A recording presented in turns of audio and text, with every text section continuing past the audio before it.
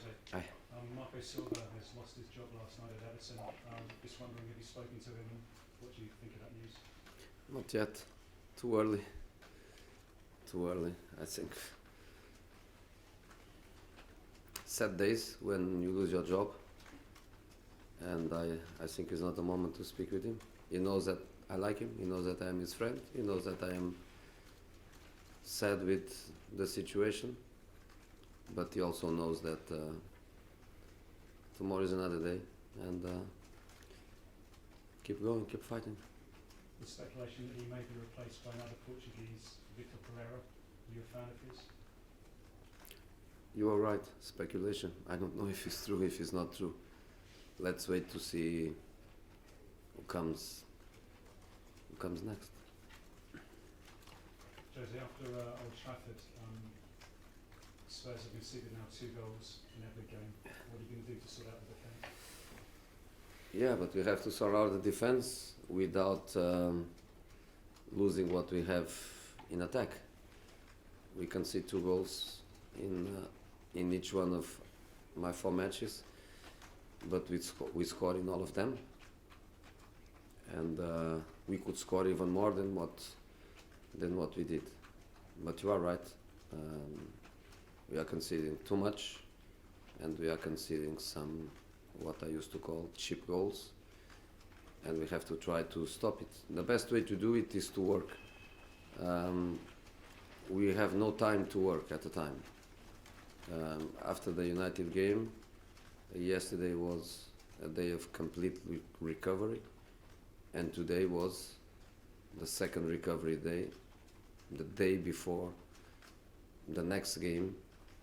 So the conditions to work on the pitch are not the best. So less work, more analyze, more meetings, more talk. I'm not a meetings coach. I am a pitch coach. That's where I really like to coach is on the pitch, and I think is the way where you can accelerate all the process. So let's wait a little bit to next week, where we have, of course, Bayern match, but will be a match where I'm going to rest some players. So I will work with the players that are not going to be involved, and let's wait also for the week before the weekend. I think 22, 23 of December, because it's on the pitch where we can really improve things. But to analyze, to comment, to coach in the meeting room helps. So hopefully we get some positive things after some negative things we are doing. Jesse, at the moment, Spurs are 9 points behind Chelsea, who are 4th in the table, and this morning Chelsea had the transfer ban lifted, which means obviously they can spend in January. Is that bad news, do you think, for Spurs in the top 4? I'm not worried with that. I'm not. First of all, I'm not looking to Chelsea or to the distance we have to Chelsea. I think between us and Chelsea there are still 2 or 3 teams. I think Wolves, United, I don't know, 2 or 3 teams. So we cannot look so high and so far for this moment. So I'm not looking to them at all. The second situation for me is that it's not easy to get better players than they have. They have very good players, so I don't think even with the ban and even with an hypothetical multi-million budget to spend, I'm not very sure that they can get much better players than what they have. Coming back to the defence, though, is it something you think you can improve, or do you think it's something that needs to be reinforced with new signings? It's not the defence, it's the defensive process, which is a difficult thing. When we speak about defence, we speak normally about the keeper, about the centre backs, the mistakes you do in the back, that's not the way I look to things. So I don't look to the individual, I look to the defensive process, and defensive process belongs to 11 players on the pitch. So is in our organization that we have to resolve our problems, is not with one player, is not one signing, is a process. Let me ask you too about Christian Eriksen, who's not started yet. There's more talk today about him possibly leaving again, Manchester United again. There's talk. What are your feelings about Christian Eriksen at the moment and his future at Spurs?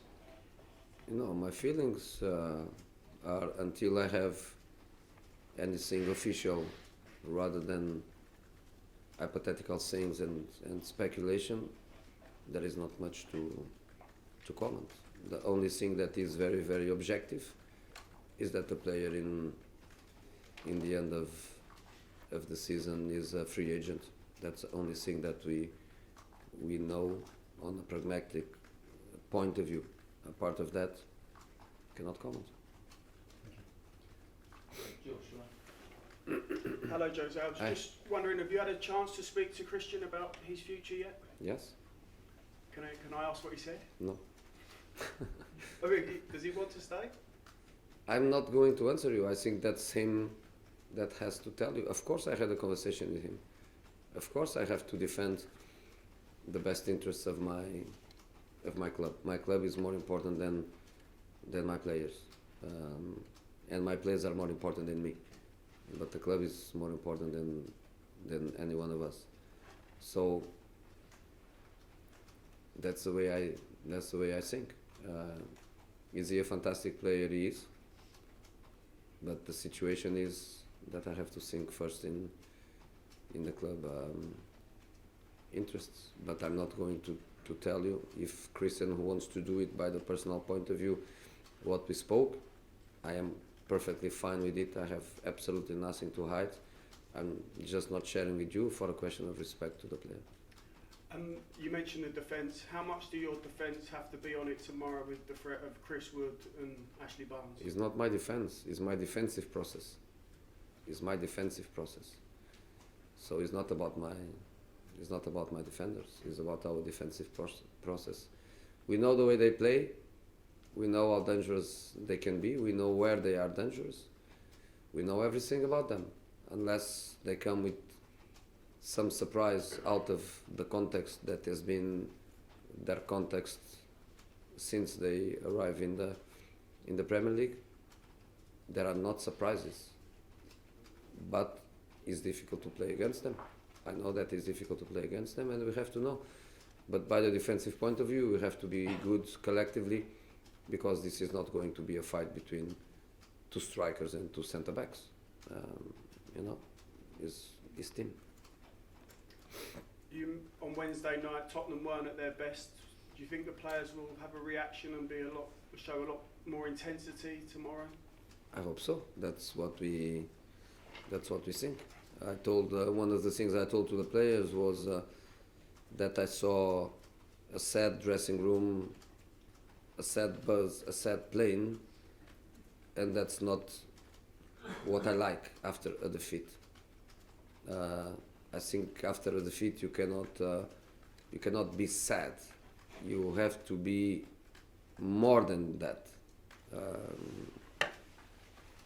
I don't know in English how to find a word for that, but you have to be like raging or enraging or raging. You have to be angry, not sad, because to be sad is not going to resolve your problems. You need that reaction. You need that mentality. Unfortunately, we cannot work on the pitch. Again, I think the training session yesterday was phenomenal, but was a training session with the players that didn't play against United.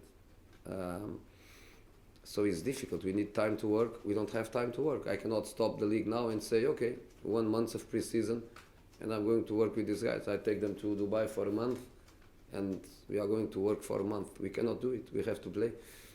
So we have to resolve our problems step by step. But it's obvious that we have problems. That's no doubts.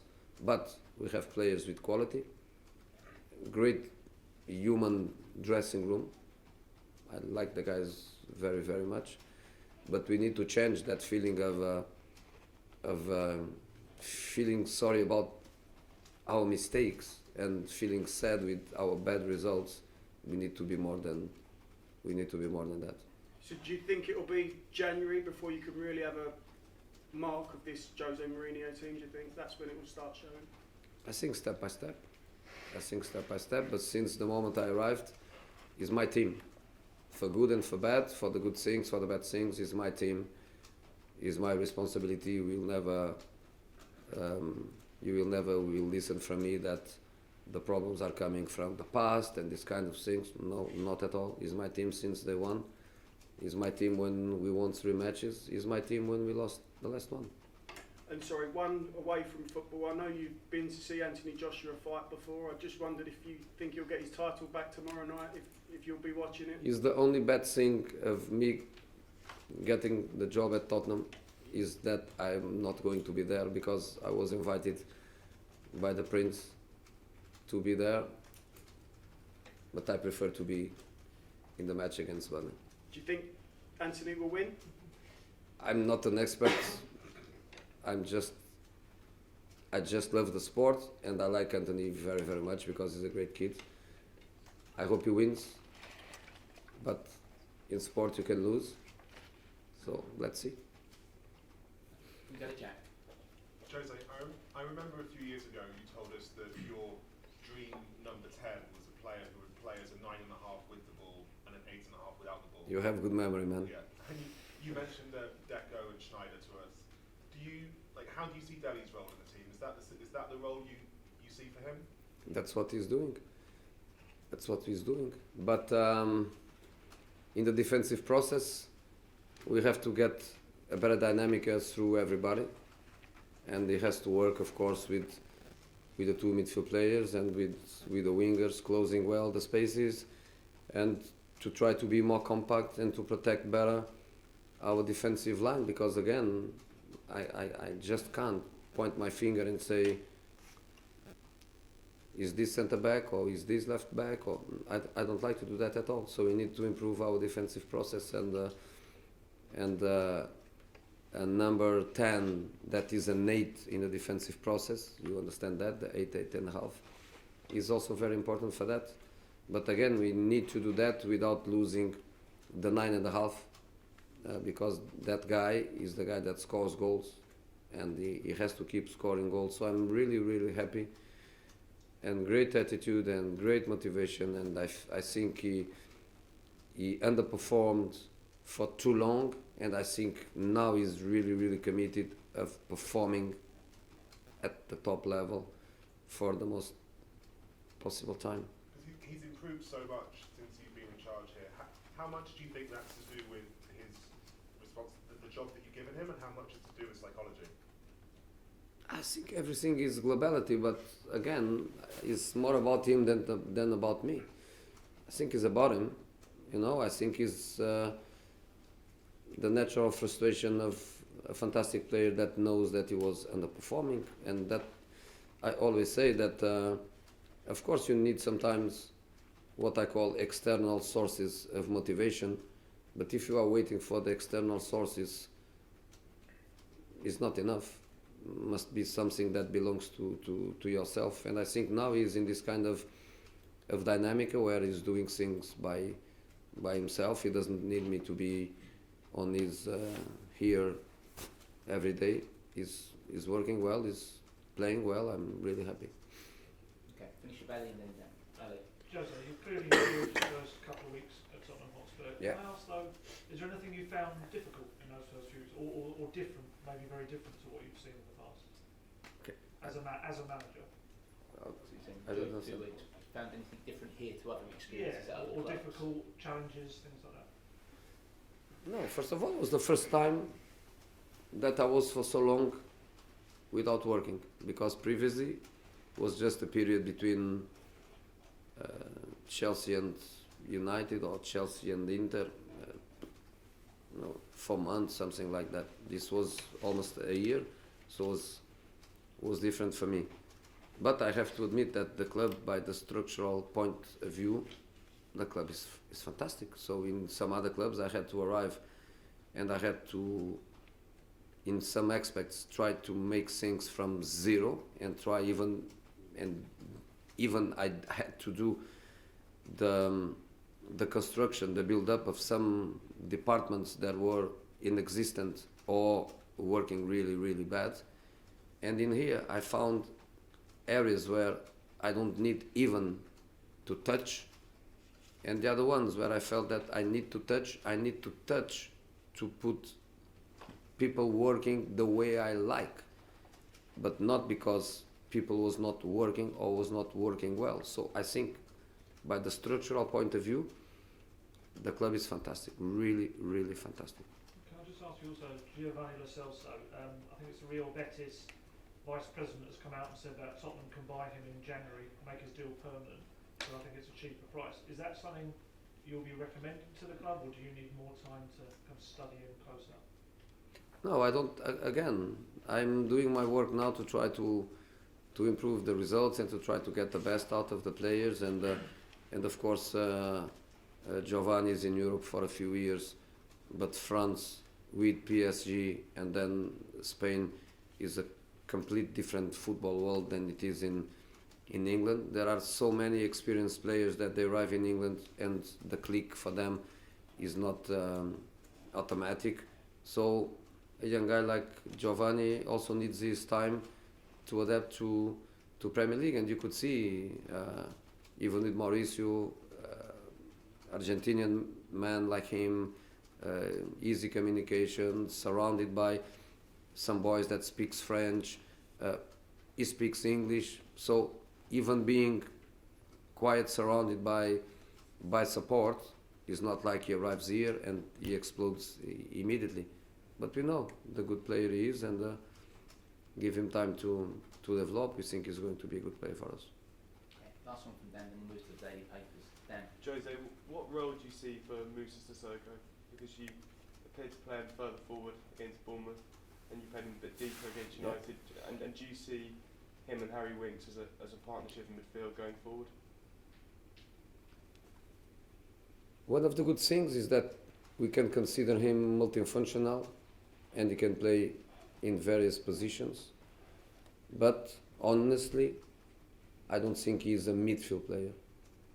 The midfield player that plays on the called position number 6, or the midfield player that plays on, let's say, a double 6, I don't think Moussa is. But he played with me. Even the last match, he played with me in that position, because sometimes the needs of the team are more important than the player. But I think that the best positions for Moussa is when a team plays with a positional midfielder and he has the freedom to go, or when he plays from the right, like he did against Bournemouth, with Serge coming more on the wide side, on the channel, and him being more central. But I don't think he's a positional midfield player. He did play with Maurinho, he did play with me, and for sure, with our needs, he will play again there, and he can, and he's not obviously a bad player, but I don't think he's an organizer of the game. I don't think he's the one that has the control of the game. So what made you put him there against Man United? Because I knew that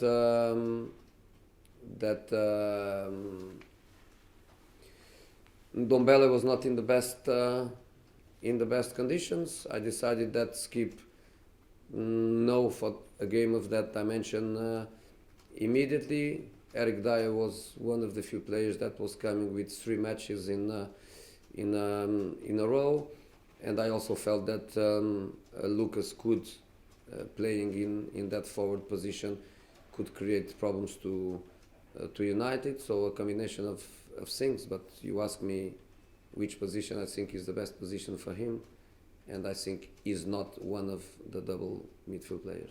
Thanks. Okay, so the camera's off now.